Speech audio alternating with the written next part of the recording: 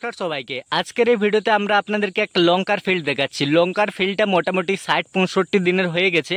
৬০-৬৫ দিন হওয়ার পরেও এই লঙ্কার ফিল্ডটাতে কিন্তু প্রথম যেমন নতুন গাছে ফুল ফল থাকে সেরকমই ফুল ফল আছে। এখন অবশ্যই আপনাদের জানতে ইচ্ছে করছে যে এই রকম এতদিন হওয়ার পরেও এতটা ফুল ফল কীরকমভাবে আছে। তো আমি আপনাদেরকে বলি, এই জমিটাতে লিভিক্সের নিউবুন স্প্রে করা হয়েছিল এবং নিউবুনের সাথে লিভিক্সের বুস্টার টুকে এই জমিতে স্প্রে করা হয়েছিল, তার জন্যই এই রেজাল্ট।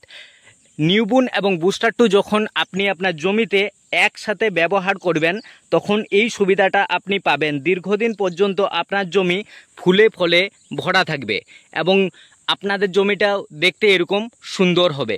আমি আপনাদেরকে একটাই কথা বলবো, পশ্চিমবঙ্গের মাটিতে জিঙ্ক বোরনের অনেকটা ঘাটতি আছে, যার জন্যে এটার প্রভাব আপনাদের প্লান্টে, আপনাদের যে কোনো সবজিতে পড়তে পারে। যাতে আপনার সবজি দীর্ঘদিন পর্যন্ত ফুলে ফলে ভরা থাকুক এবং আপনি অধিক ফলন পান, তার জন্য আপনাদেরকে আমি লিভিক্সের নিউবুন এবং বুস্টার টুকে একসাথে অ্যাড করে স্প্রে করতে বলবো। এখানে আমি আপনাদেরকে ডোজটা বলে রাখি। নিউবুনের ডোজ হবে আপনাদের লিটার প্রতি 1.5 ml হিসাবে এবং বুস্টার টু প্রতি লিটার জলে 1 ফোঁটা। বুস্টার টু কিন্তু বেগুনের ক্ষেত্রে 10 লিটার জলে 7 ফোঁটা হিসাবে আপনারা ব্যবহার করবেন। আর আপনারা যদি একবার হলেও নিউবুন এবং বুস্টার টুকে একসাথে করে ইউজ করে দেখেন, আমি এতটা বলছি, আপনারা এই দুটো ওষুধের যে গুণাগুণটা পাবেন সেটা কখনোই ভুলতে পারবেন না।